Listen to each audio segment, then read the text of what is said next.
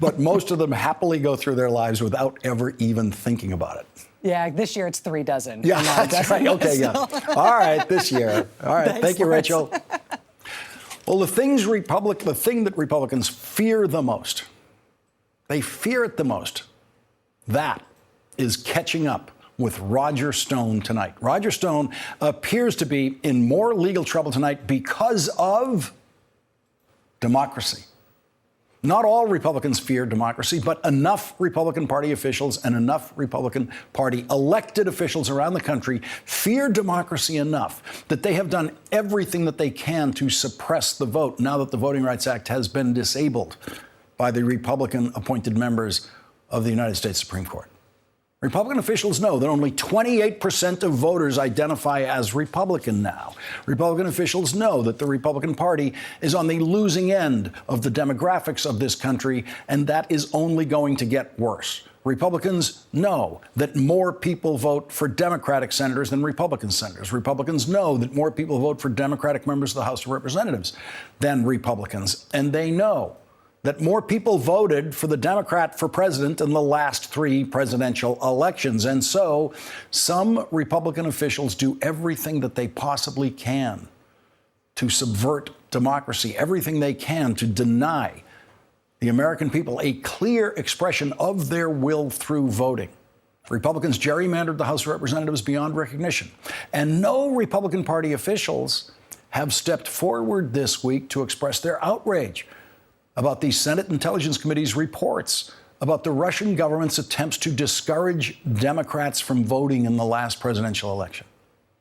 But the resistance to Donald Trump and Trumpism rose up on Election Day this year and showed that it was so powerful that it could overcome every roadblock Republicans have put in its way in the congressional races in the House of Representatives.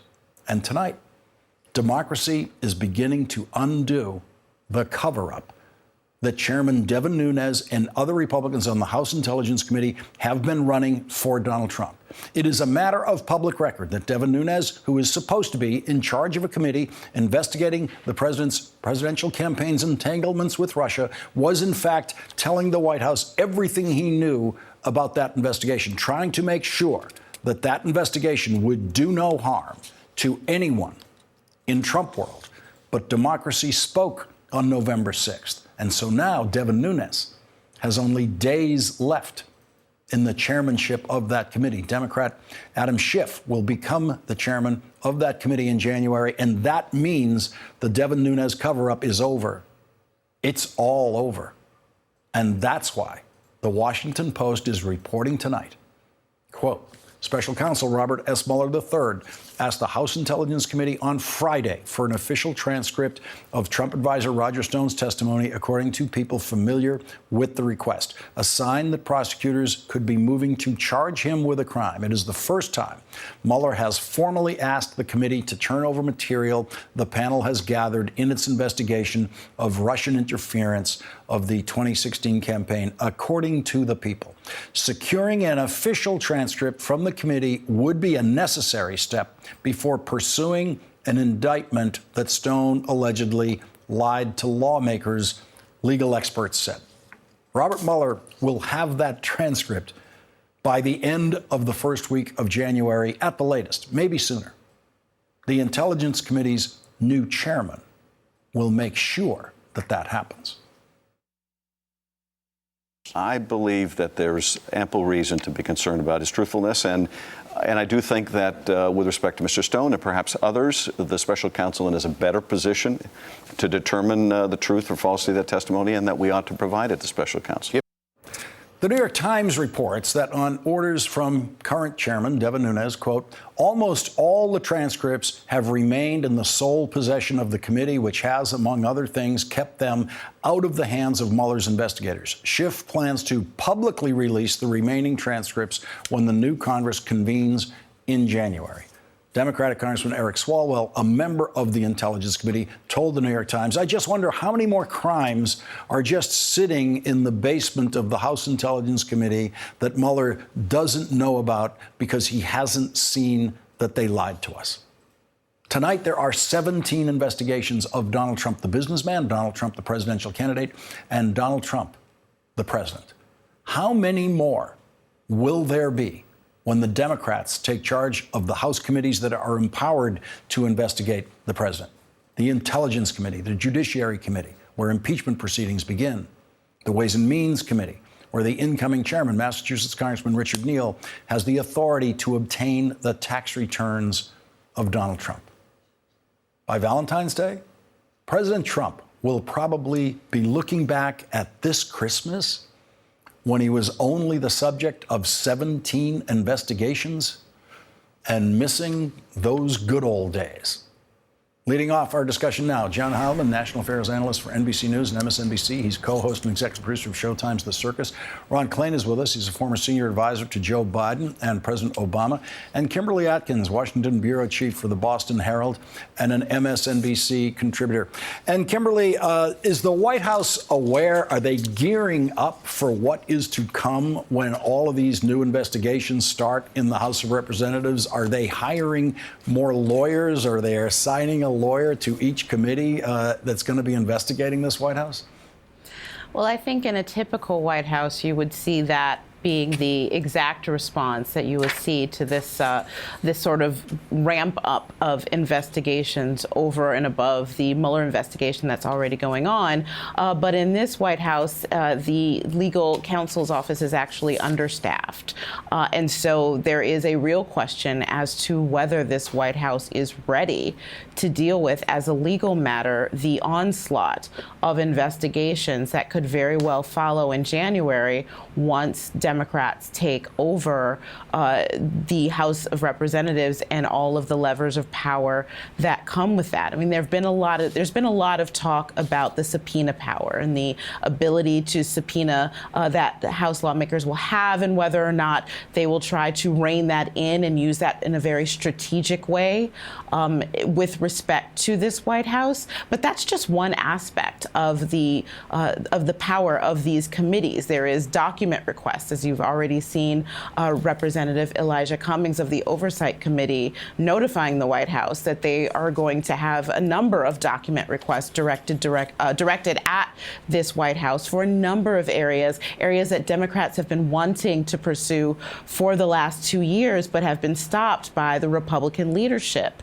There's a lot more to the oversight. There's holding hearings. There's calling people to testify. There's a lot more to this than subpoena power. And that is going to take up a great deal of time and a lot of resources, and this White House should be prepared for it. Courtrooms, as many people know, require certified copies of every document that comes through a courtroom. And so the Washington Post is reporting tonight, in general, if prosecutors want to bring a charge of lying to investigators, they must obtain a certified, clean copy from the transcriber or clerk who took the statement to present as an exhibit to a grand jury. Legal experts said charges of lying to Congress are relatively rare, but last month Cohen pleaded guilty to such a charge as part of the special counsel probe. And John Heilemann, Devin Nunes was probably never going to give Robert Mueller a certified copy of that transcript. Devin Nunes would have done whatever it was within his power, and it turned out that over the course of the last 2 years, we saw exactly how much power he had to try to obstruct all of the inquiries into Donald Trump and his associates and their connections to Russia. So, you know, this is one of the most vivid examples of all the examples in places where the change in control of a committee from one chairman to another is going to be felt by Donald Trump in a painful way. This is maybe the most dramatic, the change from Devin Nunes to Congressman Schiff, to Adam Schiff. And look, this is an ominous moment. We've been waiting for the possible indictment of Roger Stone for some weeks now, expecting it to come. It does seem as though we are now right on the doorstep of it. And at the moment when Adam Schiff arrives in that chairmanship, he will not be doing anything to impede future progress of this kind. He will be trying in every way he can to help it along. Let's listen to how Adam Schiff described to Stephen Colbert how things have changed on the Intelligence Committee. One of the most basic rules of doing investigation is you follow the money. We were not allowed to follow the money. Now, we have seen the perils of not doing that in the revelations about the Trump business efforts to build this Trump Tower in Moscow. But the question remains, what about these allegations that the Russians were laundering money through the Trump Organization? If they were, it would be very powerful leverage they might have over the President of the United States that might explain his often otherwise inexplicable fondness for Putin and Russia. Ron Klain, it's a whole new investigation in the House Intelligence Committee. It is, Lawrence, and not just the House Intelligence Committee, as you alluded to earlier, the House Oversight Committee, the House Judiciary Committee. I think you're going to see a number of these chairmen, new Democratic chairmen, pursue these issues. And let's just be clear, this is not a witch hunt. This is a pursuit of the most corrupt government we've seen since Caligula's Rome. I mean, it's corruption in virtually every single federal agency. You've got a bunch of Trump cronies down at Mar-a-Lago who essentially run the Veterans Administration. You've got people in almost every agency giving contracts to their friends and all kinds of corruption like that. So I think, you're going to see a real hard look at everything. We focused mostly for the past 2 years on the Russia scandal. Understandably, it is the most important one. It goes to the core of our democracy. But in the meantime, a bunch of Trump cronies at these agencies have been robbing the government blind, and we're going to start to get to the bottom of that, too.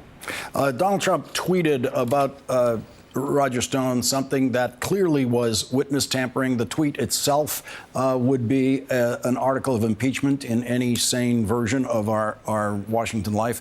He said, this was December 3rd, Donald Trump tweeted, "I will never testify against Trump. This statement was recently made by Roger Stone, essentially stating that he will not be forced by a rogue and out-of-control prosecutor to make up lies and stories about President Trump. Nice to know that some people still have guts." And Kimberly, it will be interesting to see what happens if Roger Stone does indeed end up testifying, what the Trump tweets will say then. It will. I mean, President Trump has been trying to use his Twitter feed to act as his own attorney and try to message to the people who are under the investigation or clearly in the crosshairs of Robert Mueller's team to try to influence their testimony.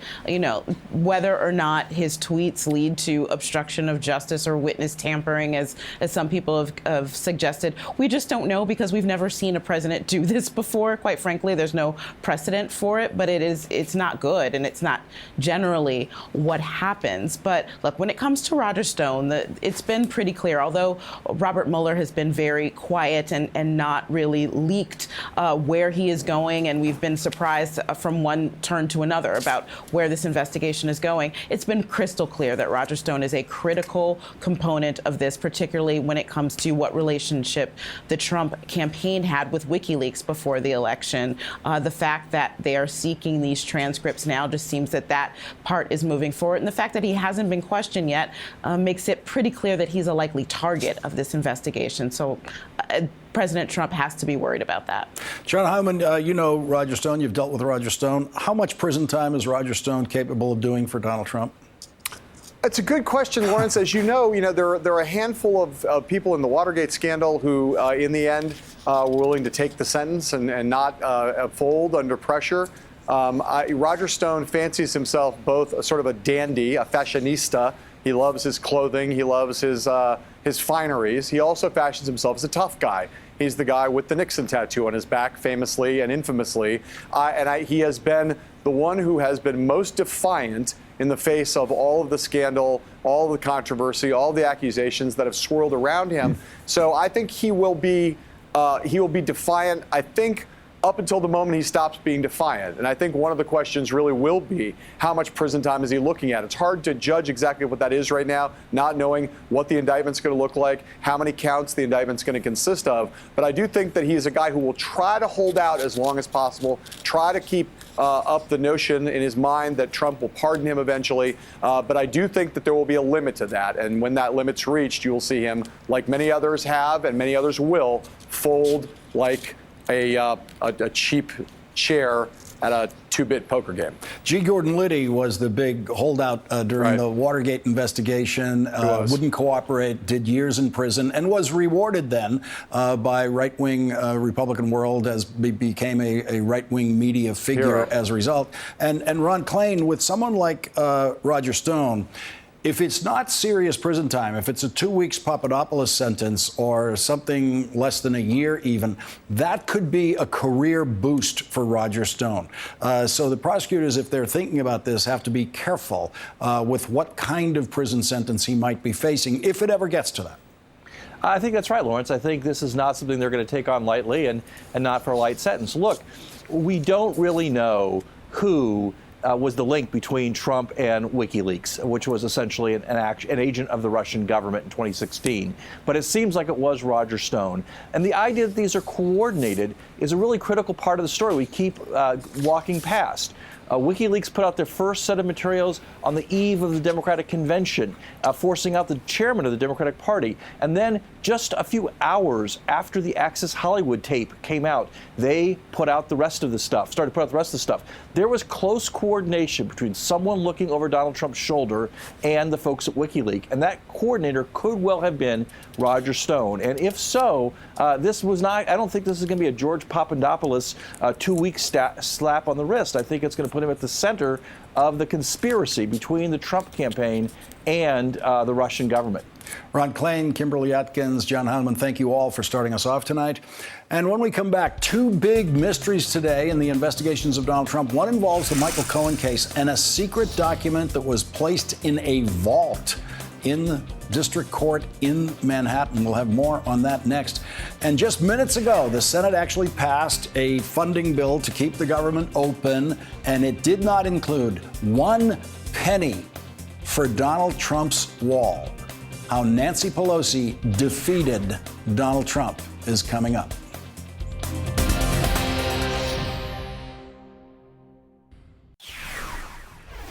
And now there's the mystery of the vault. There are two new mysteries in the investigations of President Trump and his associates today. The first is, what is in the vault? A sealed filing was made today in the case brought against Michael Cohen by federal prosecutors in New York City. We don't know who made it or what it was about. The only thing we know comes from the court docket, which says the filing was locked in a vault at district court in Manhattan.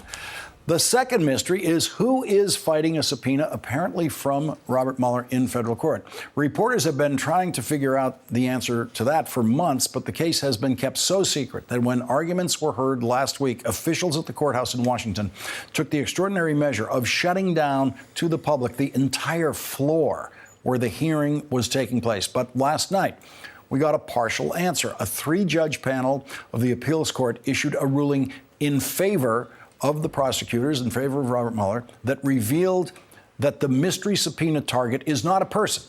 It is a corporation, which they did not name, owned by a foreign country, which they also did not name. The ruling said the subpoena involved, quote, an act outside the territory of the United States, and that the act caused a direct effect in the United States. Joining us now, Daniel Goldman, former assistant U.S. attorney for the Southern District of New York and an MSNBC legal analyst. Also joining us, Jed Sugarman, professor of law at Fordham University. Daniel, first to you, the vault.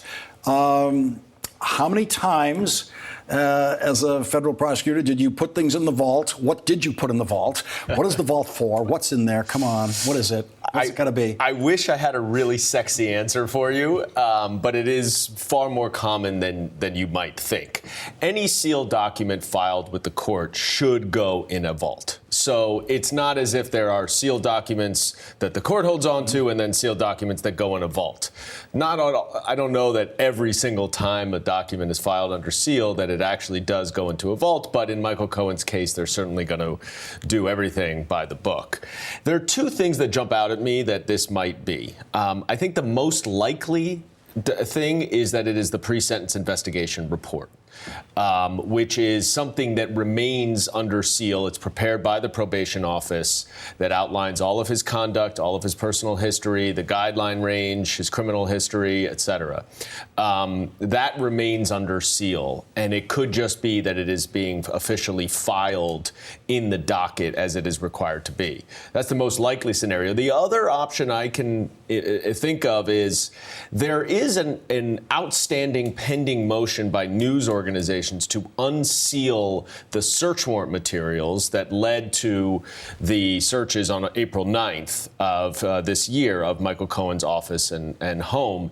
That is pending, and obviously those search warrant materials are sealed. It's possible it somehow relates to that. I doubt it would be the judge's order because he has to notify the parties as to what he's deciding, but it could be something in connection to that, which continues to remain sealed. All right. What about the elephant in the room, by which I mean the elephant indictment of all time, an indictment of individual one, the co-conspirator identified in the Michael Cohen case? Before you answer that, let's listen to Kenneth Starr, the special prosecutor in the Bill Clinton case, who helped establish what he believes is the legal principle that the President of the United States can be indicted. Let's listen to what he said to Ari Melber tonight. So you think that if there is the right evidence, Bob Mueller or another prosecutor could indict a sitting president, Donald Trump? Yes. President Clinton said in the civil setting, not criminal, I should be immune from a civil lawsuit during the course of my tenure as president. And the Supreme Court unanimously said, no, Mr. President, the public interest in the enforcement of the criminal laws, I believe, is even higher.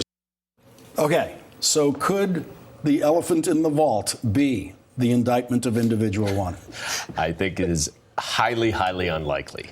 What Ken Starr said after he made that comment is that his belief is contrary to DOJ policy right now. And while many people might think that the president should be able to be indicted, just not tried because of the issues in terms of taking up too much time, I don't think that Ken Starr's opinion does not control. It's a good opinion. DOJ policy does control. But if what Rosenstein authorized or even Whitaker authorized is you can indict him now and you'll hold it until after his presidency, is the vault where they would put that indictment? Yeah. Okay, there we go. Jed Sherman. Moving on to mystery number 2. I knew we would get the indictment in the vault somehow. Jed Sherman, what is going on with the secret proceedings in Washington in which we now know it involves a foreign country and a company owned by the government of that country? Right. I mean, this, I think, there's a smaller universe of possibilities, Yeah. I think, right? So there are 3 Russian possibilities, then there are 3 Gulf possibilities, and then there's a wild card. The 3 Russian possibilities are 2 banks. There's VEB Bank and VTB Bank. Both are sometimes described as Putin's slush funds. VE Bank was the bank involved with some of the discussions about a secret line. When Kushner and Flynn were setting up a secret line to the Kremlin, suddenly Kushner met with the head of VE Bank, and that may be connected to the purchase of Rosneft, the sale of Rosneft on the market at that same exact moment in December. And so Rosneft is a third possibility. So there's 2 Russian banks, and then Rosneft is the largest oil company in the world, or maybe the second largest, and that's Russian owned. So those are 3 Russian possibilities. Then there are 3 possibilities from the Gulf states. Could be Qatar's sovereign fund, QIA. Could be a United Arab Emirates sovereign fund. Abu Dhabi is a possibility. Maybe it's Saudi. So those are, and they're all connected with that. They could be connected with that Rosneft sale that is described as the linchpin in the Steele dossier, as the potential for the way to generate money. The wild card is possibly, is Trump Organization a wholly owned subsidiary of Russia? Is Trump Organization the foreign state-owned company? That's less likely, but What is these are the possibilities. in your analysis, what is the most likely thing that that we would think this to be based on what we know? You'd probably think they would start with the Russian assets, the Russian entities.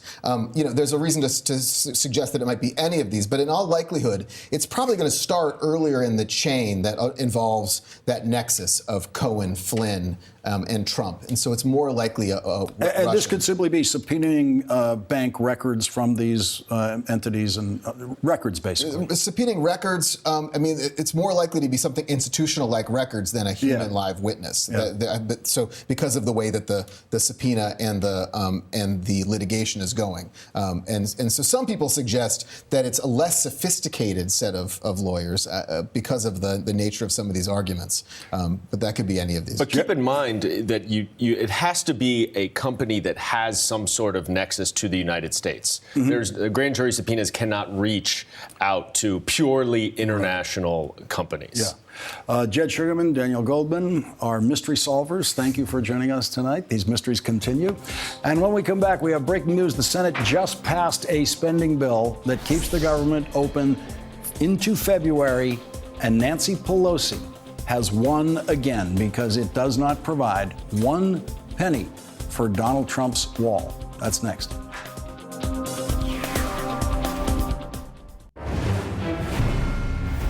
Breaking news, the Senate has just passed a short-term funding bill to keep the government open through February. The House could vote on the bill as soon as tomorrow. Today, Republican Congressman Jim Jordan complained that Donald Trump and the Republican leadership in Congress have once again surrendered on the Trump border wall. Congressional leadership introduces a continuing resolution until February 8th without $5 billion for the wall. Let me get this straight. Our chances of getting the wall will be better in February when Nancy Pelosi is Speaker than now when we have the majority. Give me a break. Jim Jordan will not come on this program because he's afraid that I will ask him about the accusations made by members of the Ohio State wrestling team who say that when he was a coach of that team, he did nothing to protect them from sexual assault. So I have to communicate with Jim Jordan on Twitter, so I replied to his tweet this way: "You are correct, sir. Nancy Pelosi beat you and Trump. And no, you will not get a break. It gets worse from here, much worse." There is exactly zero surprise in Washington that Nancy Pelosi is a tougher negotiator than Donald Trump. In fact, everyone in Washington who is not a Republican is tougher than Donald Trump.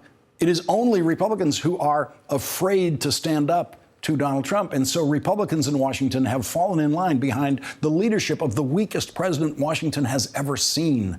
Donald Trump threatened a shutdown of the government in order to get taxpayer funding for the wall that he said Mexico was going to pay for, and not one person in Washington believed a shutdown was going to happen. No one believed the threat.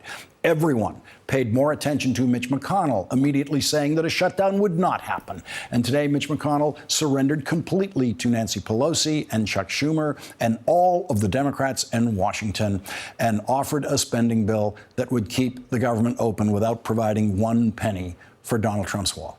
And the Democrats don't even have the majority in the House of Representatives yet. They're still in the minority in the Senate and the House, and they're still beating Donald Trump. Even Fox and Friends is calling Donald Trump a loser on this one.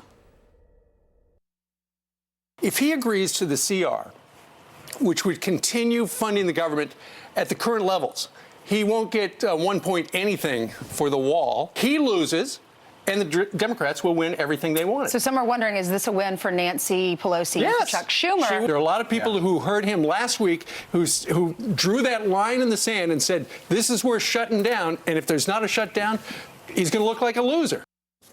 Steve Doocy is right once again. You've never heard me say that before. The loser versus Nancy Pelosi is going to be what the next 2 years in Washington is all about. After a break, our political panel will consider what the next 2 years of Pelosi versus Trump will look like. There are no votes in the House, a majority of votes, for a wall, no matter where you start. Exactly right. You don't have if I needed the votes for the wall in the House, I would have them in one session, would be done.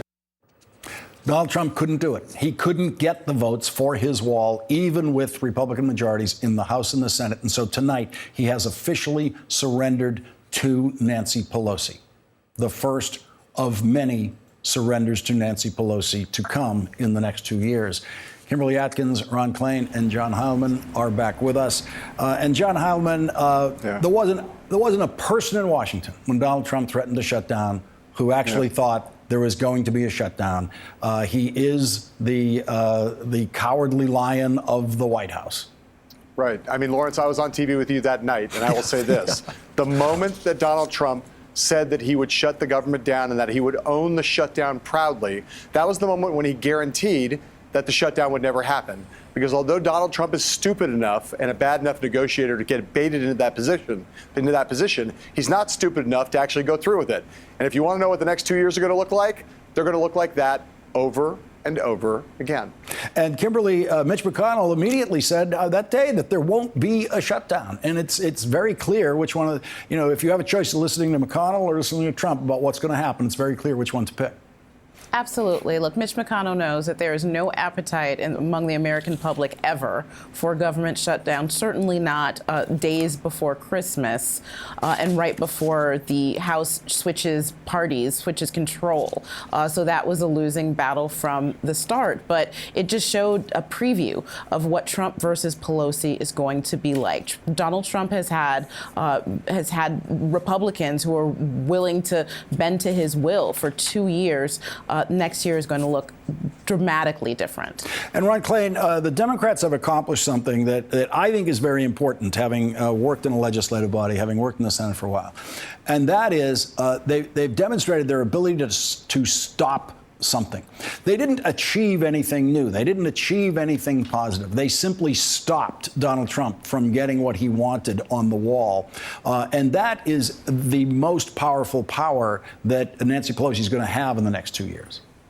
I mean, no question about it, Lawrence. We've seen in the past 2 years the Trump moving very few things affirmatively forward, but being able to do a lot of horrible things through the administrative process, through rulemaking, through the power of the presidency, and the ability of the Democrats to stop that is key. And look, Nancy Pelosi is a very, very skilled player. But let's give credit to where credit is due. She is playing poker against a guy who turns all of his cards face up and then tries to bluff, And as John said, once he announced in the Oval Office, I'm going to own the shutdown, well, that was the worst bluff in the history of poker playing. And so, that's the fundamental problem that President Trump has. He is a bad negotiator. He doesn't understand the government. He doesn't understand policy. And he is going to find it really hard to go toe-to-toe with Nancy Pelosi and Chuck Schumer the next 2 years. John Hodgman, I have a tweet here from July of Donald Trump threatening a shutdown for the wall. Shutdown is his only threat. It's the only bargaining chip he knows, and he's afraid to use it. And if he does use it, it will destroy him. Well, yes, he's right to be afraid to use it because it would have been cataclysmically bad for him in this instance. It would have been bad for him in the previous instance. And both these things go exactly to Ron's point. I will just embroider slightly. He's not a bad negotiator. He's the worst negotiator. Yes. He's the worst negotiator in the history of American politics. And the fact that he's the worst has everything to do with the fact that he is the president who understands the government and politics least. You can't be a good negotiator if you don't understand the thing you're negotiating over, and you have no idea what the actual rules of the game are because you don't even know what the game is. So, game, set, match. Pelosi and Schumer will be able to run rings around him for the next 2 years because they actually understand what happens on Capitol Hill, in Washington, in politics and policy, and he does not. And Kimberly, Donald Trump told his voters that he would be able to get everything done because he's such a great negotiator. So that argument is collapsing here. I have a feeling that the White House staff is going to at least be advising the president to have as few Nancy and Chuck meetings as possible on the schedule next year because he's not going to win those.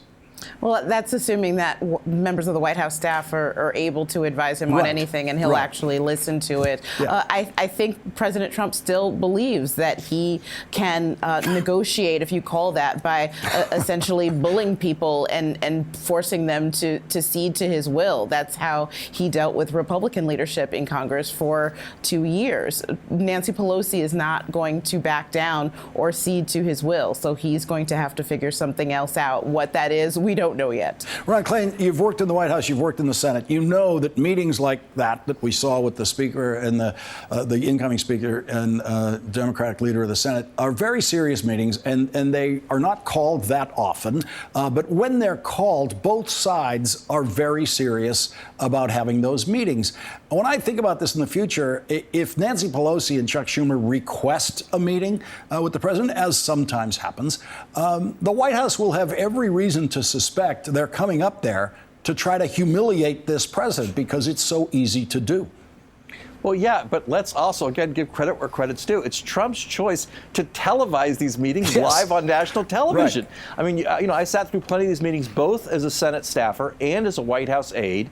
Usually there's a pool spray at the top, a brief statement by the leaders, and then the serious negotiation goes on behind closed doors without the TV cameras in the room. Trump is not only a horrible, or as Johnson's worst negotiator, he's decided to make it a nationally televised event. And that's the part of this that really defies any understanding.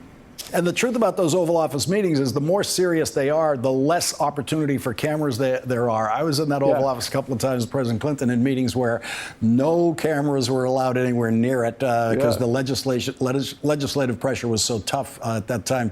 We didn't want people to know what was going on. John Heilemann, Ron Klain, Kimberly Atkins, thank you all for joining us tonight. Really appreciate it. And up next, tonight's good news, a once-in-a-lifetime opportunity and how it changes lives.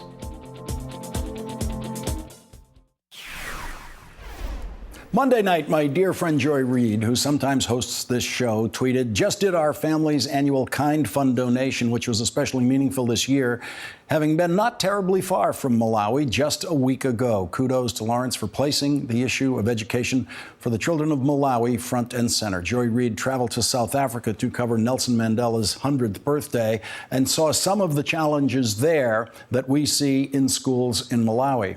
Since Monday night, when Joy Reid made her donation, you have contributed another $198,158 to the Kind Fund. That brings the total you have contributed this holiday season so far to $1,754,298, and that brings the total we have raised since we started the Kind Fund on this program to over $19 million. But we still have a very long way to go.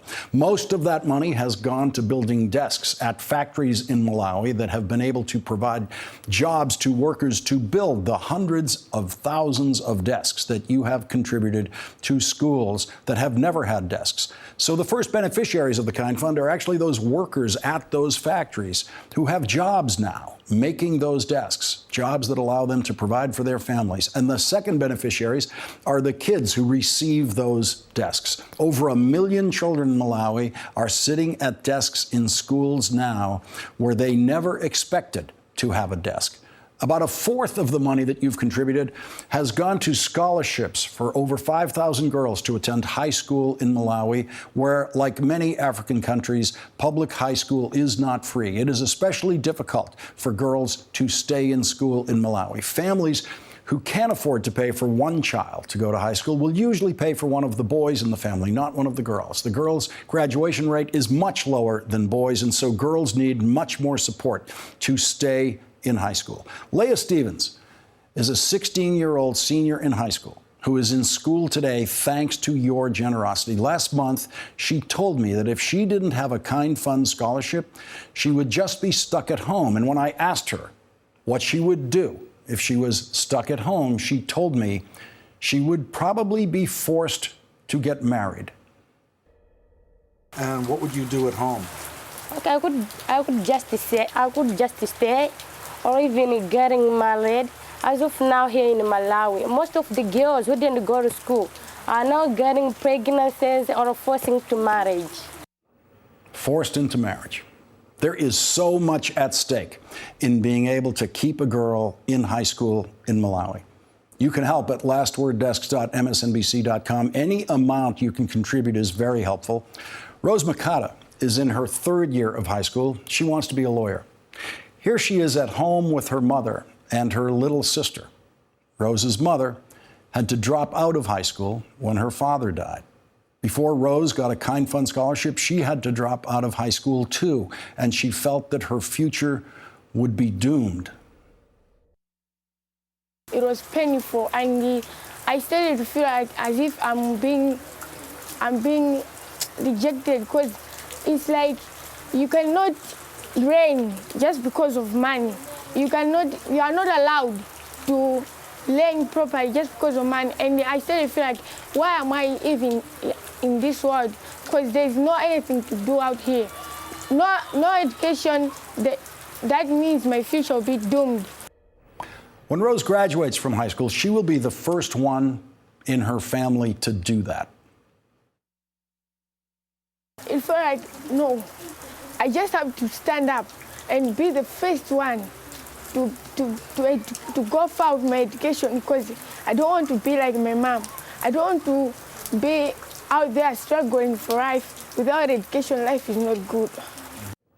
When I asked Rose how her mother feels about Rose's education, Rose had to fight back tears.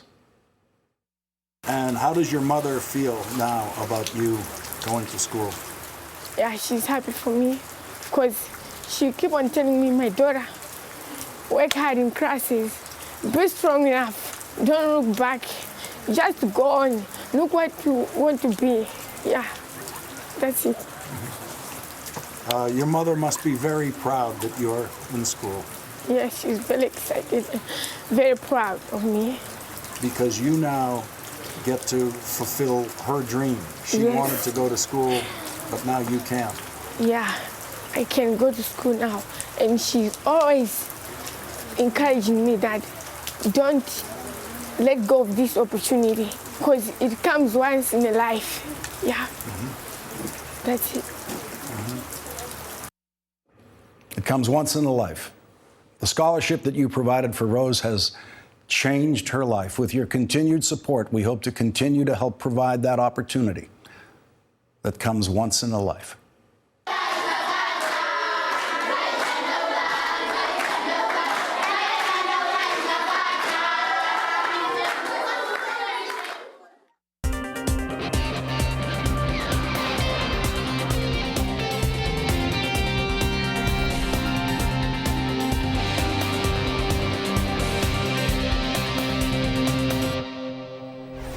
And tonight's very special last word, a very special visit from Santa at Children's National Hospital in Washington, D.C. today.